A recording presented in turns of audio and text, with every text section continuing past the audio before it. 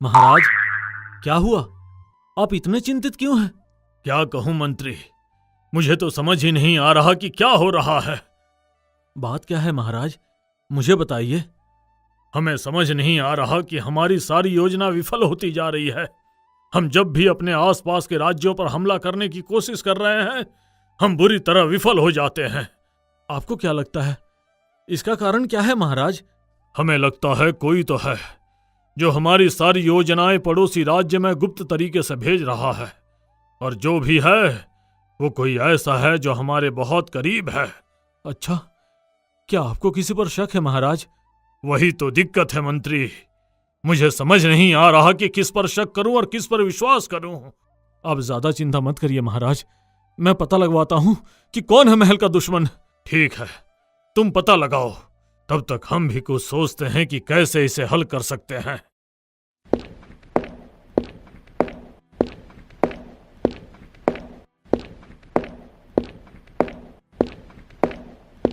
दिन बीतते गए। कुछ दिनों बाद राजा कर्मवीर ने अपनी सभा बुलाई और सभा में सेनापति, मंत्री, राजगुरु और एक गुप्तचर थे। हमें दक्षिण में सूर्यपुर राज्य पर हमला करना है। जी महाराज, आप योजना बताएं। सूर्यपुर से हमारे गुप्तचर द्वारा पता चला है कि पूर्व दिशा में सबसे ज्यादा सैनिक रहते हैं और उत्तर दिशा में कुछ अच्छी सुरक्षा नहीं है, और वहां किसी जगह में कोई सुरंग है जो सीधे महल में जाती है। तो हम उत्तर दिशा में अपने सैनिकों के साथ हमला करके सीधा महल में हमला कर सकते हैं। ये तो बहुत अच्छी योजना है महाराज, इस तरह तो हम आसानी से सूर्यपुर पर विजय प्राप्त कर सकते हैं। बहुत अच्छे कर्मवीर, तुम्हारी योजना वाकई अच्छी है। हम 3 दिनों बाद यानी चौथी रात को हमला करेंगे। सेनापति, सारे सैनिकों को अच्छे से तैयार करो, इस बार हम विजय होकर आएंगे। ठीक है महाराज, मैं अभी जाकर सैनिकों को युद्ध के लिए तैयार करता हूं। ठीक है, अब यह सभा यहीं खत्म करते हैं, और अब आप सभी जाइए और जाकर आराम करिए।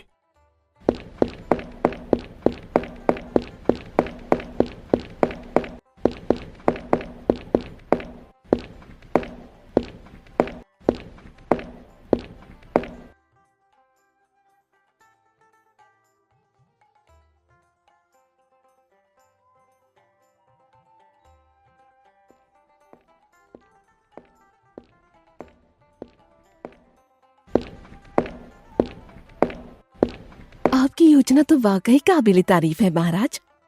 अब बस ये योजना काम भी आ जाए। मतलब क्या आपको अपनी ही बनाई योजना पर भरोसा नहीं? बात भरोसे की नहीं है रानी, जब आपके कंधे पर एक पूरे राज्य की जिम्मेदारी हो तो आप थोड़ा डर कर ही रहते हो। हमें आपकी सूझबूझ पर पूरा भरोसा है, आप जरूर विजयी होंगे।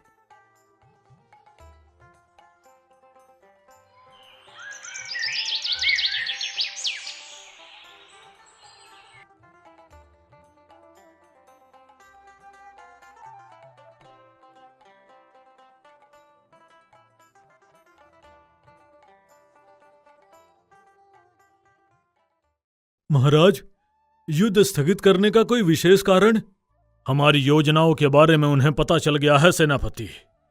हमें हमारे गुप्तचर से पता चला है कि उत्तर दिशा के साथ बाकी सभी दिशाओं में भारी सुरक्षा लगा दी गई है। हम कितनी भी कोशिश कर लें, हम वहां तक नहीं पहुंच पाएंगे। तो क्या फायदा ऐसे युद्ध करके जिसमें हमें पहले से ही पता है कि हार हमारी ही होगी। लेकिन महाराज, ये कैसे हो सकता है? हमारी गुप्त योजना के बारे में उन्हें कैसे पता चल सकता है? वही तो हमारी भी समझ में नहीं आ रहा, हम किसको दोषी ठहराएं किसको नहीं। तो आप पता लगाइए महाराज, वरना जल्दी ही हमारा राज्य हमारा नहीं रहेगा।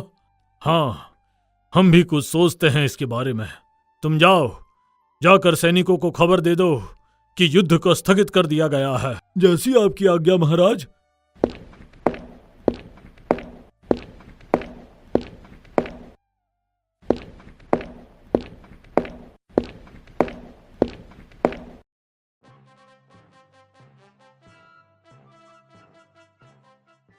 दिन ऐसे ही बीतते रहे।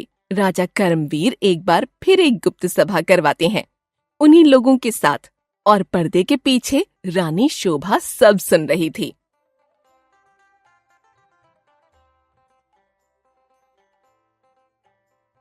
इस बार हम फिर सूर्यपुर राज्य पर हमला करेंगे, लेकिन इस बार हम दूसरे तरीके से हमला करेंगे।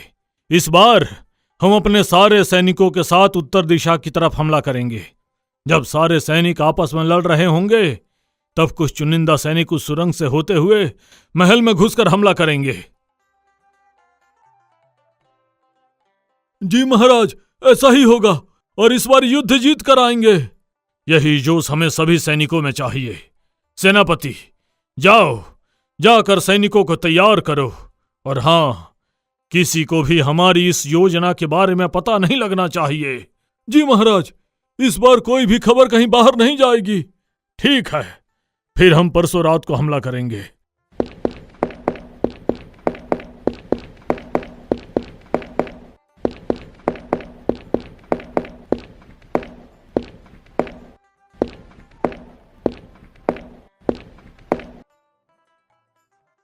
सैनिक एक बार फिर से तैयारियों में लग जाते हैं, लेकिन इस बार भी राजा कर्मवीर युद्ध स्थगित कर देते हैं।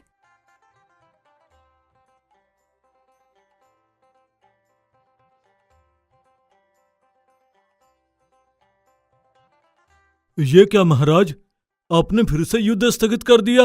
उन्हें फिर हमारी योजना का पता चल गया सेनापति, और जब शत्रु को तुम्हारे शस्त्र का अंदाजा हो जाए तो वो पहले ही उसका तोड़ निकाल लेते हैं। तो ऐसे शस्त्र का क्या फायदा?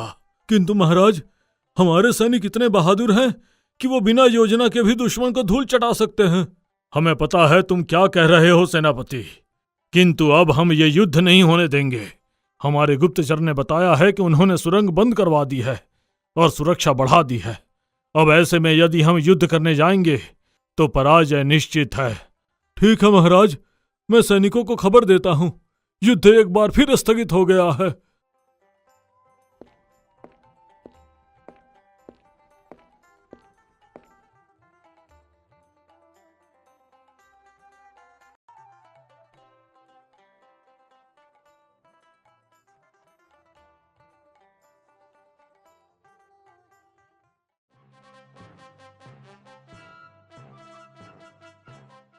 महाराज, आपने जो योजना बनाई थी वो पूरी सफल हुई।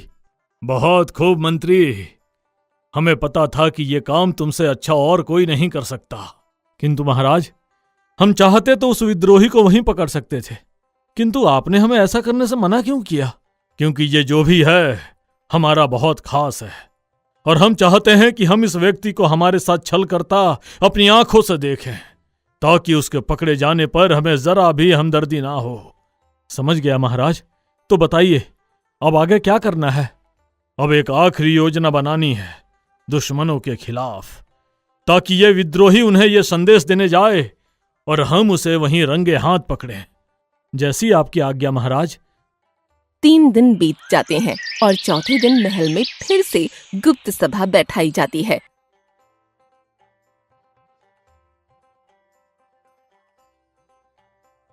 हमें पता है कि हम जो भी योजना बनाएंगे वो दुश्मनों तक पहुंच जाएगी, इसलिए अच्छा है कि इस बार बुद्धि से ऊपर बल का उपयोग किया जाए। सेनापति, अपने सैनिक तैयार कर लो, क्योंकि इस बार इसमें बुद्धि की बहुत आवश्यकता पड़ेगी और हम इस बार ये युद्ध स्थगित नहीं करेंगे। उम्मीद तो यही है महाराज कि इस बार युद्ध स्थगित ना हो। नहीं होगा सेनापति, तुम बस तैयारी करो, क्योंकि हम कल रात को ही हमला करेंगे और इस बार हम दुश्मन को तैयारी का मौका नहीं देंगे। जो आज्ञा महाराज।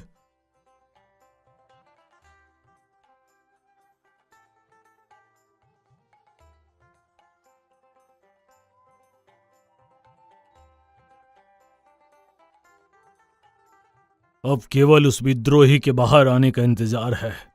कब रात हो और कब वो बाहर निकले। निकलेगा महाराज, रात भी होगी और विद्रोही भी निकलेगा। आप बस थोड़ा सब्र रखिए।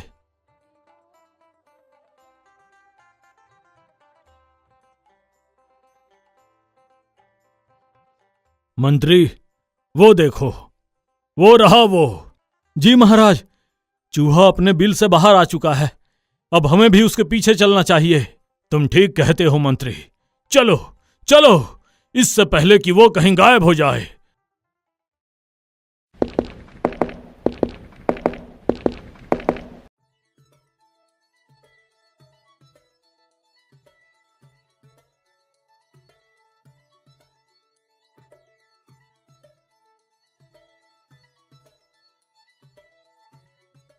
मंत्री, वो विद्रोही अभी थोड़ी देर पहले तो यहीं था, कहाँ गायब हो गया?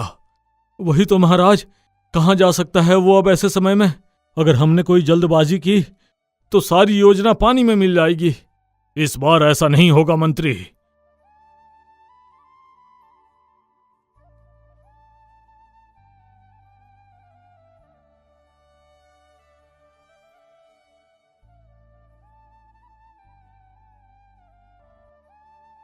ये क्या है महाराज?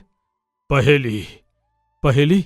पर इसका क्या तात्पर्य है महाराज? तात्पर्य है मंत्री, ये पहेली हल करके विद्रोही उस स्थान तक जाएगा जहां दुश्मन को उसको मिलना है।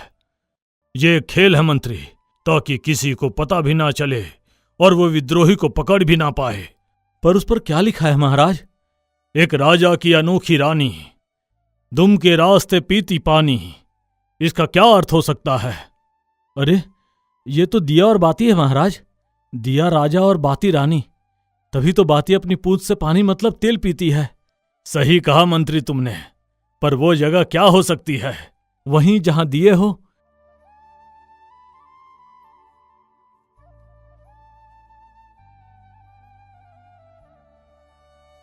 किंतु यहां तो हर जगह दिए हैं।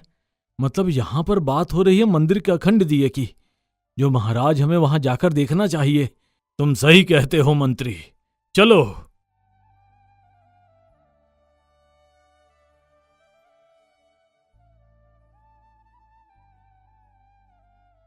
महाराज देखिए, यहां पर भी एक ऐसा ही कागज का टुकड़ा पड़ा है।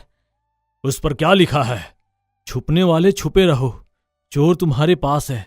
संदेश देने आओ वहां जहां जाती ताजा सांस है। इसका मतलब विद्रोही उस जगह पर है जहां अच्छी सांस आती है। पर यह कौन सी जगह है? महाराज, आप हमेशा कहते हैं कि चाहे कितनी भी थकान हो, कितनी भी चिंता हो, बगीचे की ताजी हवा में सांस लेकर सब ठीक हो जाता है। कहीं ये जगह महल का बगीचा तो नहीं? और वैसे भी वहां तो हमने कोई सुरक्षा भी नहीं रखी है, और ना ही कोई सैनिक।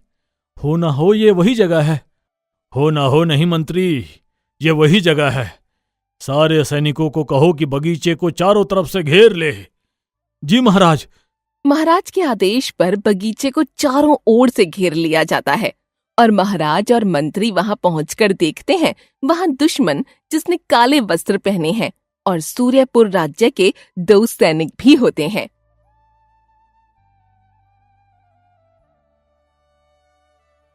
तुम्हें क्या लगा हम तुम्हें कभी पकड़ नहीं पाएंगे? तो तुम गलत निकले। सैनिक, इसका चेहरा दिखाओ, जरा हम भी तो देखें कौन है जिसने हमें धोखा दिया है।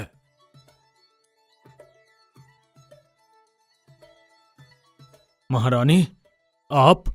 महाराज, मुझे क्षमा कर दीजिए, मुझसे भूल हो गई। आपके ऐसा करने का कारण क्या है महारानी? महाराज, सूर्यपुर के राजा मेरे पिता के बहुत अच्छे दोस्त हैं। मेरे पिताजी ने मेरी शादी आपसे कराई ताकि मैं आपकी सारी योजनाएं, सारे राज उन्हें बता सकूं और वो आपको हरा सकें। लेकिन महाराज, मुझे अपनी गलती का एहसास हो गया है। अब मैं ऐसा कभी नहीं करूंगी, मुझे माफ कर दीजिए। आपने हमारे साथ जो छल किया है उसकी कोई माफी नहीं है महारानी। सैनिकों, तीनों को ले जाकर कारावास में डाल दो। राजा के कहने पर सैनिकों ने रानी और उन 2 सैनिकों को उठाकर जेल में डाल दिया।